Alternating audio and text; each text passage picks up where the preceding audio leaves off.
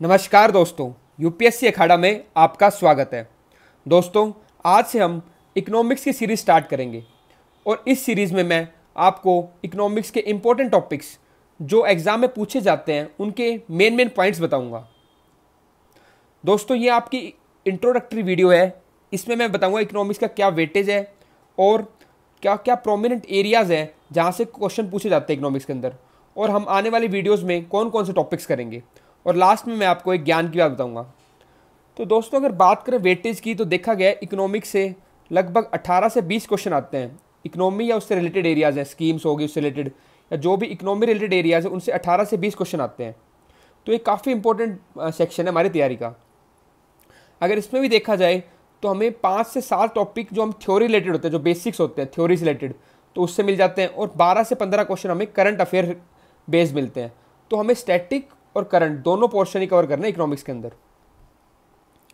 अब हम देखते हैं prominent areas from which questions are generally asked. तो ये जो मैं आपको आगे बता रहा हूँ, ये एरियाज आपको जरूर करने हैं।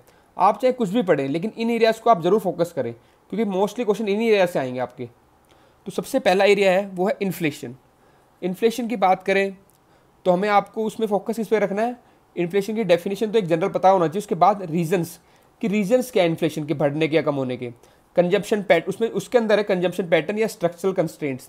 तो कंजम्पशन पैटर्न में क्या आता है, क्या चीज़ की कंजम्पशन बढ़ा है, कम हुआ है, किस कारण बढ़ा है। तो ऐसे एरियाज आपको ध्यान रखने हैं। स्ट्रक्चरल कंस्ट्रेंट में कि जो सप्लाई साइड है उसमें क्या दिक्कत आ रही है, कि प्रोसेसेस है वो एफिशिएंट हैं या नहीं है, ट्रांसपोर्टेशन में दिक्कत है या कोई टेक्नोलॉजी नहीं है। तो ऐसे ये काफ़ी सारे फैक्टर्स होते हैं जो आपको स्टडी करने हैं इन्फ्लेशन के अंदर।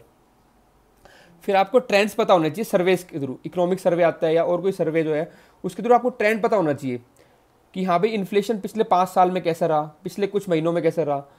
तो आपको एक ट्रेंड पता होना चाहिए इन्फ्लेशन का। फिर इंडेक्सेस, तो डिफरेंट इंडाइसिस हैं इन्फ्लेशन के। कंज्यूमर प्राइस इंडेक्स है, होलसेल प्राइस इंडेक्स है और बाकी इंडेक्सेस। तो जो ये इंडेक्सेस है इन्फ्लेशन से रिलेटेड वो भी आपको पता होने चाहिए। फिर उसके बाद काफ़ी क्वेश्चन हम देखते हैं कि टर्म्स से रिलेटेड आते हैं। कोई भी टर्म, या तो कोई स्टैटिक टर्म हो जैसे कि fiscal stimulus, capital adequacy ratio, या कोई करंट की टर्म हो जो इस टाइम कोई न्यूज़ में टर्म आई है, जैसे हेलीकॉप्टर मनी हो गया। तो ऐसे कोई भी टर्म जो हो गया जो भी आपकी न्यूज़ में है या जो स्टैटिक है, तो ऐसे टर्म्स से रिलेटेड क्वेश्चन भी आते हैं। तो आपको टर्म्स भी पता होनी चाहिए। इसके बाद जो टॉपिक है वो डेफिसिट्स। तो different types of deficits, physical deficits, current account deficits, revenue deficits. तो जो भी डिफरेंट डेफिसिट्स हैं उनके बारे में आपको पता होना चाहिए। फिर हमें करना है बैलेंस ऑफ पेमेंट। तो बैलेंस ऑफ पेमेंट के उसके जितने भी कंपोनेंट्स हैं सारे, ठीक है, कैपिटल अकाउंट, करंट अकाउंट, उसके अंदर जो डिफरेंट कंपोनेंट्स है वो सारे हम वीडियोज़ में करेंगे अपने कवर। तो हमें क्या करना है, ये बैलेंस ऑफ पेमेंट के कंपोनेंट्स पता होने चाहिए। फिर उसके बाद जो मेन टॉपिक है नेशनल इनकम। तो नेशनल इनकम से रिलेटेड कुछ टर्म्स हैं या कोई कंसेप्ट हैं वो आपको पता होने चाहिए। फिर बैंकिंग के अंदर हमें टाइप्स ऑफ बैंक्स, पर्पस क्या है डिफरेंट बैंक्स का, जैसे रीजनल रूरल बैंक्स हैं, स्मॉल फाइनेंस बैंक्स हैं, और जो डिफरेंशियल बैंक्स हैं उन सब के बारे में आपको क्या होनी चाहिए, नॉलेज होनी चाहिए कि पर्पस क्या है। फिर अगर टैक्सेस की बात करें तो जो टैक्सेस आए, goods and service tax, direct tax code, ये सब, और कोई अगर नया टैक्स को इंट्रोड्यूस हुआ है तो उसके बारे में, या कोई स्टैटिक टैक्स है जैसे टोबिन टैक्स हो गया, जो भी हालांकि इंट्रोड्यूस तो नहीं हुआ है लेकिन आपको पता होना चाहिए टर्म्स, पिगोवियन टैक्स है। तो डिफरेंट टैक्सेस आपको पता होने चाहिए। फिर उसके बाद हम देखेंगे इंक्लूसिव ग्रोथ। तो इंक्लूसिव ग्रोथ के जो पैरामीटर्स है या क्या क्या चीज़ें जो इंक्लूसिव ग्रोथ आपको लेके आएंगी आपकी कंट्री में, तो ये सब आपको पता होनी चाहिए। फिर digital payment system, digital India के अंदर या डिजिटल इकोनॉमी के अंदर जो भी सिस्टम्स आ रहे हैं जो इकोनॉमी को डिजिटलाइज कर रहे हैं उनकी नॉलेज, जैसे भीम ऐप हो गया, ठीक है, तो ये सब आपको पता होनी चाहिए। डिजिटल पेमेंट सिस्टम, ऑर्गेनाइजेशन, तो डिफरेंट नेशनल और इंटरनेशनल लेवल पे ऑर्गेनाइजेशन है उनके बारे में, जैसे world trade organisation WTO, IMF, international monetary fund, Asian infrastructure and investment bank. तो इंटरनेशनल ऑर्गेनाइजेशन की भी आपको नॉलेज होनी चाहिए। इसके बाद है ट्रेंड्स। तो डिफरेंट एरियाज के आपको ट्रेंड्स या आपको बजट से, सर्वे से और बाकी टैक्स से मिलेंगे। तो GDP का ट्रेंड आपका, ठीक है, सेविंग्स का, इन्वेस्टमेंट का, employment, inflation, forex, export import. Export import में हम किन कंट्रीज से एक्सपोर्ट कर रहे हैं, टॉप एक्सपोर्टिंग इंपोर्टिंग कंट्रीज, किन कमोडिटीज़ में कर रहे हैं, सबसे ज़्यादा किस में करते हैं, सबसे कम किस में करते हैं। तो ये सब ट्रेंड्स आपको पता होने चाहिए। फिर आपको गवर्नमेंट स्कीम्स जो भी इकोनॉमी से रिलेटेड है वो आपको आइडिया होना चाहिए उसके बारे में। फिर डिफरेंट इंडेक्सेस जैसे कि ease of doing business, hunger index, gender gap index, इन सब की एक लिस्ट बना लो, वो भी शायद मैं आपको करा दूंगा बाद में। तो इन डिफरेंट इंडेक्सेस हो गए, ठीक है, इनके बारे में आपको नॉलेज होनी चाहिए। करेंसी के बारे में देखिए कैसे एप्रिसिएशन और डेप्रिसिएशन, क्या क्या फैक्टर्स हैं जो कि करेंसी को एप्रिशिएट करते हैं, डेप्रिशिएट करते हैं, क्या क्या फैक्टर्स और डिमांड एंड सप्लाई रुपये की चेंज करते हैं। तो ये सब आपको पता होना चाहिए, जैसे foreign earnings, remittances, printing of currency, ease of doing business.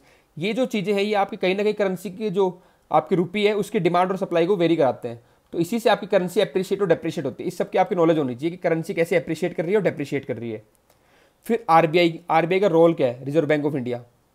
फिर मनी की आपको बेसिक कंसेप्ट की लीगल टेंडर मनी क्या है, फिड्यूशियरी मनी क्या है, फिएट मनी क्या होती है। जैसे कोई फिर एक्ट्स हैं, जैसे FRBM एक्ट आया था या और कोई एक्ट जो इकोनॉमिक से रिलेटेड है वो आपको पता होना चाहिए। Physical responsibility and budget management act FRBM act, इसके बारे में आपको नॉलेज होनी चाहिए।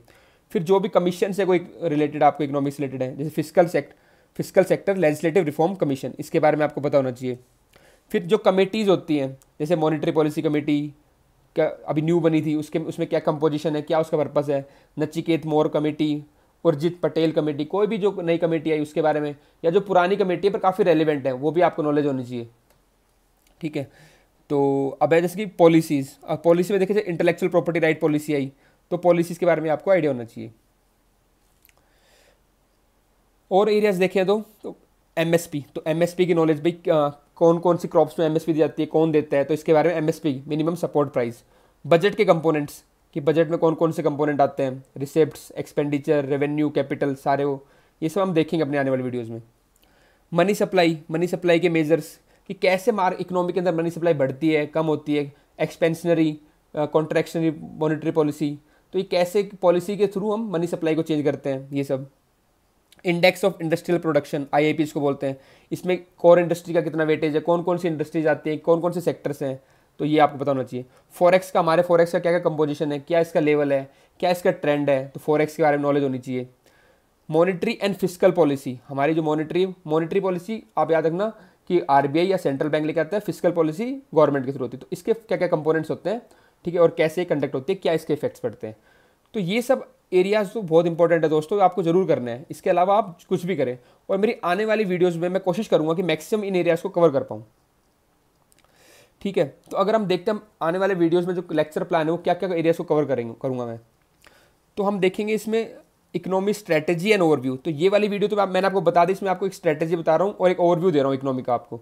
ठीक है, तो उसके बाद जो बाद में वीडियोज़ आएंगी उसमें हम एक वीडियो देखेंगे, उसमें होगी बेसिक इकोनॉमी। तो इकोनॉमी की जो बेसिक चीज़ें हैं जैसे sectors of economy, factors of production, उसके बारे में बताऊंगा बेसिक इकोनॉमी की वीडियो में आपको। फिर हम करेंगे मनी और RBI के बारे में। फिर हम देखेंगे बैंकिंग, उसके बाद हम करेंगे फिनेंशियल मार्केट, उसके अंदर मनी मार्केट और कैपिटल मार्केट दोनों आएगा। फिर हम पढ़ेंगे इन्फ्लेशन, और उसके बाद हम देखेंगे गवर्नमेंट बजटिंग, फिर टैक्सेशन, और उसके बाद exchange rate and balance of payment. फिर हम करेंगे नेशनल इनकम अकाउंटिंग। तो ये डिफरेंट टॉपिक्स है जो मैं अपने वीडियोस के थ्रू कवर करूँगा, ऑर्डर इनका चेंज हो सकता है। ठीक है, उसके बाद हम कवर करेंगे इंटरनेशनल ऑर्गेनाइजेशन, जैसे मैंने बताया था WTO, IMF, इनके बारे में देखेंगे। फिर इंडस्ट्री का पार्ट कुछ करेंगे। फिर एग्रीकल्चर से रिलेटेड जो क्वेश्चन आ सकते हैं उनको डील करेंगे। फिर इंफ्रास्ट्रक्चर, उसके बाद socio economic planning, then poverty, inequality, inclusive growth. उसके बाद हम देखेंगे digital payments and financial inclusion. और एक वीडियो में बनाऊंगा जो आपके करंट अफेयर्स, जो भी अभी तक करंट अफेयर में कोई टॉपिक है, कोई टर्म चल रही है, ठीक है, या कोई डेटा आपके इंपॉर्टेंट है, तो उससे रिलेटेड एक वीडियो बनाएंगे। 1 या 2 वीडियो बना सकता हूँ उसकी मैं करंट अफेयर रिलेटेड। तो ऐसे करके हम अपना इकोनॉमिक्स कवर करेंगे दोस्तों। अब लास्ट में मैंने कहा था आपको एक ज्ञान की बात बताऊंगा। तो ज्ञान की बात ये है UPSC में कि the only way to fight uncertainty in UPSC is to cover different topics diligently. अगर आप ट्रेंड देखेंगे 2019, 18, 17, 16, 15 जो प्रीलिम्स है, हर एक में कोई डिफरेंट ट्रेंड मिलेगा आपको। ठीक है, और कुछ कभी कोई एरिया को ज़्यादा आता है, कभी कोई सब्जेक्ट ज़्यादा आता है। तो इसलिए आपका जो तरीका है कि अनसर्टेनिटी को कैसे बीट करें आप, तो आपको जो भी आपके 5-6 मेन सब्जेक्ट्स हैं, history, economy, geography, polity, environment, science tech, तो जो भी आपकी जो 5 से जो मेन एरिया है सिलेबस के जो पार्ट है, इन सारे सब्जेक्ट्स को आप डिलीजेंटली अच्छी तरह कंसेप्ट समझते हुए इनको कवर कीजिए, तो आपका चांस है कि आप प्रीलिम्स आराम से क्लियर कर लेंगे। ठीक है दोस्तों, इस वीडियो में इतना ही। अगर आपको वीडियो अच्छी लगी तो इसे आप अपने दोस्तों के साथ भी शेयर करें और चैनल को सब्सक्राइब जरूर करें। ठीक है दोस्तों, धन्यवाद।